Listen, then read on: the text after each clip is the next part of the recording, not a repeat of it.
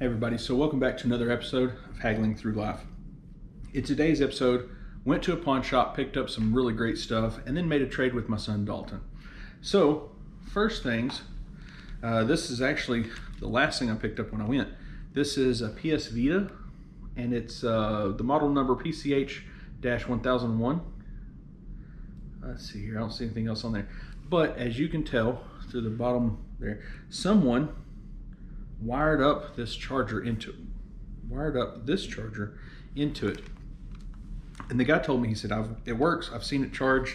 I've seen it when it was working on the shelf. He goes, all we did was put on the shelf, the battery ran dead. He goes, you may have to charge it, may have to let it sit there for a while. I left it on the charger yesterday afternoon when I got it for about 3, maybe 4 hours, and it still doesn't come on. I have reached out to Andy. He said he would take a look at it and see if he could fix it. Either way, I only gave $25 for it, so for parts alone, it should be worth that. I did reserve another one because I found so many Vita games there. There's 3 other Vitas other than this one and the one that I put on layaway as well. They're all about $120. I got a Slim. It's much smaller or slimmer than this, and I got it on reservation or on layaway at the pawn shop for $88 with a 6-month warranty from when I pick it up. So either way, I'll have something to play those few Vita games that I've picked up. So that's a good pickup. Maybe a little high considering it doesn't work yet, but if I have to spend $50 to have it fixed, it's still a good deal. So in that, they had Stuntman ignition. Now it is disc only. Disc looks good though. He had these in the back. They were fixing to come out onto the shelves, and he hadn't taken the discs out or anything. He said, look, if you want to take a look through these before I put them out, you're more than welcome to, and I'll cut you a deal. I don't have to mess with them. I have to pull the discs out and number all this. I don't have to do it. It's okay. So we'll save those PS4 games for last since there's more of those. Red Dead 2. This one has the map. Oh no, it does not have the map. It has a little insert.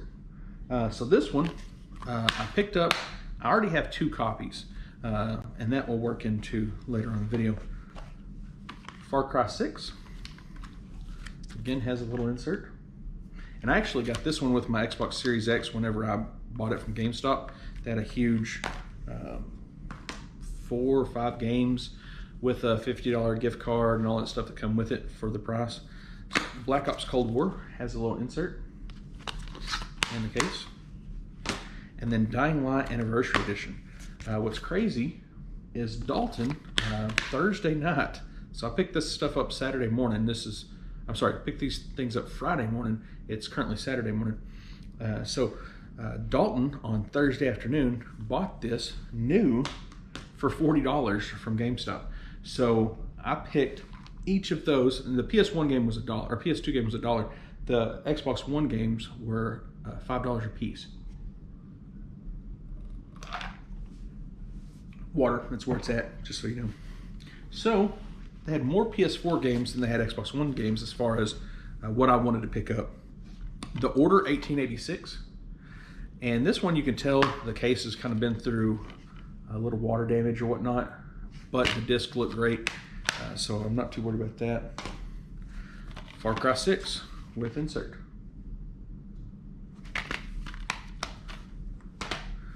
Black Ops Cold War with insert.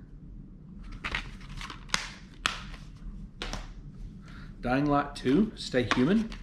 Again, this is another game that Dalton bought Thursday night. Of course, we don't have a PS4 in the house, but Call of Duty Vanguard has the little insert as well in the case, of course. Red Dead 2, both discs and the map and everything, and of course the case. And then the Back 4 Blood has the little HBO Max flyer in there. So, and of course the case. I've actually passed on this game way back just because I wanted to drop in price a little bit. It is a spin-off, but I love the Left 4 Dead first 2. And I know this isn't the third necessarily, it's a spin-off of, but it is such a good, those first 2 are such good games that the spin-off has to be good. So I picked up all those PS4 games for $5 a piece as well. So This is just like the stuff at GameStop right now, the 4 for 20. So it's 4, 4, and 4. So yeah, 60 some odd dollars for that. Now, I told you I made a trade with Dalton, and he wanted a copy of Red Dead 2. He had Oblivion Game of the Year Edition, which is a phenomenal game. I actually have it downloaded on my Xbox, so I didn't need it, but I love hard copies more. So he had that game, he had Grand Theft Auto 5, and he had Assassin's Creed Unity. Of course, the Oblivion was for 360, but it's backwards compatible. So he said, hey, would you be willing to trade maybe Red Dead 2 for something? And I looked it up. It's about $15 value on the one that I had previously. I didn't give $5 for it. I said, look, I'll give you one here that I've already made a video on for a couple of games. So he gave me Grand Theft Auto 5. It's no case. It actually says Left 4 Dead 2. Has a whole bunch of phone numbers on the other side here. Some case we got. Oh. It says Elder Scrolls 5 Skyrim. Has a GameStop case underneath all that. So got that game. It's just disc only. And then Assassin's Creed Unity. So as a case, and then the little bit of stuff. And he paid, I don't know that he paid $7 for that. It's a limited edition though. So I got those 2 games to add to the collection, as well as the other 12 games from the pawn shop for $5 a piece, excluding that PS2 that was $1. So normally the PS4 and the Xbox One games are $10 a piece. I do have to haggle sometimes just to get a little bit better deal. So on the Vita here, this dude was marked 80 bucks. It's been in their system for years. I pulled the sticker off to see if I could, because it was covering the whole screen almost.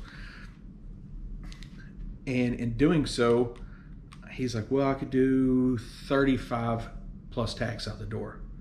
So, well, 35 is a lot of money for something that doesn't work. He tried and tried, and I kept looking around the store trying to kill some time, letting it charge at least a little bit to where it should have turned on, and it never did. I said, tell you what, how about this? Oh, my battery's running low on my phone. I said, how about this? I said, how about 25, tax and all out the door, and we don't care about if it works or not. That'll allow me at least a little bit more room to hopefully have it fixed if it needs to be. I want it to be, just so it'll work properly and hopefully charge in the proper way. This is the older, thicker version, so I don't know anything about any of them. I don't play handhelds, but I figure I better pick it up while I could, and for $25 I wasn't going to pass it up per se. So I haggled for that, $10 off, and it had already been marked down. He marked it down $50 from where it was, or $45 from where it was marked. So that's a huge markdown. On the Xbox One and the PS4 games, normally they're $10.